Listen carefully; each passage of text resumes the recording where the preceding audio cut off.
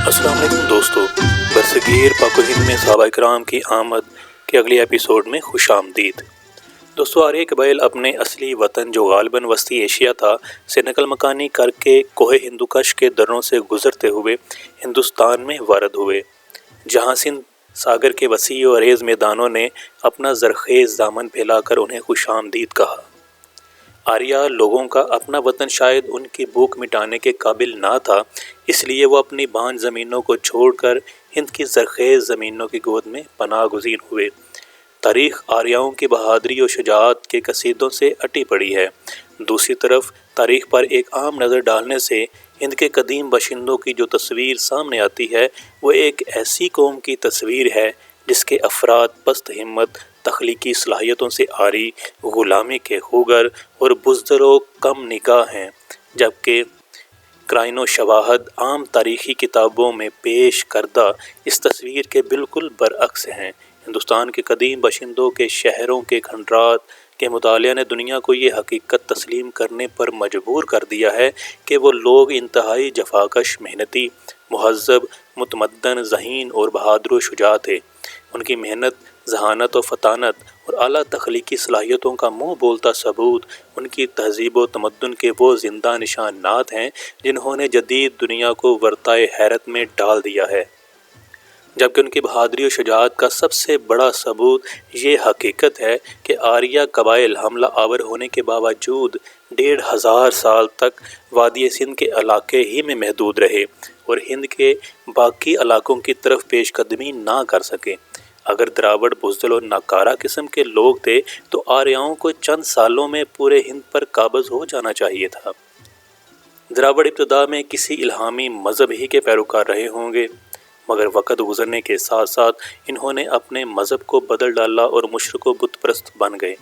ان کے عملوں کا یہ بدلہ تھا کہ تہذیب و تمدن سے نا آشنا ایک وحشی قوم ان کی حکمران بن گئی۔ آریہ اگرچہ وحشی اور تہذیب و تمدن سے عاری قوم تھی، مگر ان کا مذہبی طبقہ جو برہمن کہلاتا تھا بلا کا ذہین، عیار و ہوشیار اور مکار و چالاک تھا۔ آریوں پر اصل حکمرانی برہمن کی تھی۔ وہ صدیوں سے مذہب کا لبادہ اوڑھ کر انسانوں کو اپنا غلام بنانے کے فن میں طاق تھا۔ برہمن کی مذہبی اجارہ داری کی بقا آریوں کے ہندوستان کی حکمران قوم کے طور پر کامیاب ہونے میں تھی۔ اس کے لیے برہمن نے کئی کھیل کھیلے اور مکر و فریب کے کئی جال بنے۔ ہندوستان کی تاریخ کے گہرے مطالعہ اور ہندو مت پر گہری غور و خوض سے برہمن کا یہ کردار کھل کر سامنے آ جاتا ہے۔ آریہ اصلاً توحید پرست تھے، انہیں توحید پرستی سے محروم کرنے والا برہمن ہی تھا۔ آریہ ہندوستان آنے سے پہلے توحید کو چھوڑ کر بت پرستی میں مبتلا ہو چکے تھے۔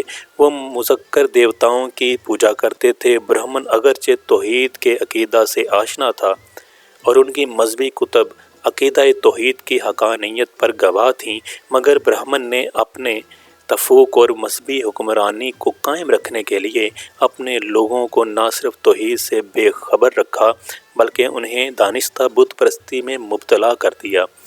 آریہ جب ہند میں آئے تو الہامی مذاہب کے پیروکاروں کی طرح اپنے مردوں کو دفن کرتے تھے اور مرنے کے بعد دوبارہ زندہ کیے جانے پر ایمان رکھتے تھے۔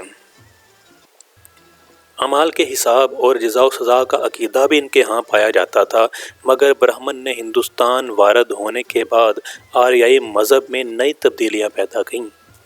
مثلاً بعثت بعد الموت کے عقیدے کی بجائے عقیدہ تناسخ کو فروغ دیا گیا۔ برہمن نے لوگوں کو فلاح و کامرانی، دنیاوی ترقی اور روحانی کامیابی کے لیے دیوتاؤں کی خوشنودی حاصل کرنے کی تعلیم دی۔ دیوتاؤں کی خوشنودی حاصل کرنے کا ذریعہ قربانی کو بتایا گیا۔ قربانی ہندو دھرم کی اہم عبادت بن گئی، مگر اس کے آداب بڑے سخت تھے جن سے صرف اور صرف برہمن ہی صحیح طور پر آگاہ تھا۔ قربانی کے آداب کی باریکیوں کا تقاضا یہ تھا کہ قربانی دیوتاؤں کی خدمت میں برہمن کے ذریعے پیش کی جائے، بصورت دیگر ڈر تھا کہ قربانی پیش کرنے میں کوئی غلطی سرزد ہو جائے اور بجائے فائدہ کے الٹا نقصان ہو جائے۔ یوں برہمن کا کردار ہندو دھرم میں اہم تر ہوتا گیا۔ قربانی کی عبادت سے اس پر مالی وسائل کے دروازے کھول دیے اور وہ ہندوستان کا خوشحال ترین طبقہ بن گیا۔ 750 اور 1200 قبل مسیح کے درمیانی عرصہ میں آریہ وادی سندھ میں نقل مکانی کر کے آئے۔ قیاس کیا جاتا ہے کہ اس خطے کی اعلیٰ تہذیب یافتہ شہری ثقافتیں ختم ہو چکی تھیں، کیونکہ انہیں آریاؤں نے بآسانی فتح کر کے اپنی ثقافت میں جذب کر لیا تھا۔ ابتدائی آریاؤں کے بارے میں بہت کم علم ہے۔ ویدی ادب میں بکھرے ہوئے حوالہ جات اشارہ کرتے ہیں کہ وہ بنیادی طور پر آوارہ خانہ بدوش تھے جو ایک جگہ سے دوسری جگہ اپنے رہبر کے پیچھے جاتے۔ بظاہر ان کی کوئی مستقل بنیادیں یا شہر نہیں تھے۔ ابتدائی ذرائع کے مطابق آریائی معاشرہ نے 3 بنیادی صورتوں میں ترقی کرنا شروع کی۔ مختلف آریائی دیوتاؤں کے مسالک کی خدمت کرنے والے اعلیٰ مرتبت پجاری برہمن کہلاتے تھے۔ سردار اور جنگجو کشتریہ کہلاتے تھے، جنہیں معاشرے کے بالائی طبقے سے نزدیک سمجھا جاتا تھا۔ دونوں بالائی طبقات کے خادم سمجھے جانے والے عام لوگ اور تاجر ویش کہلاتے تھے۔ چوتھا طبقہ آریوں کی تسخیر سے پہلے والے لوگوں پر مشتمل تھا، جنہیں شودر کہا جاتا تھا۔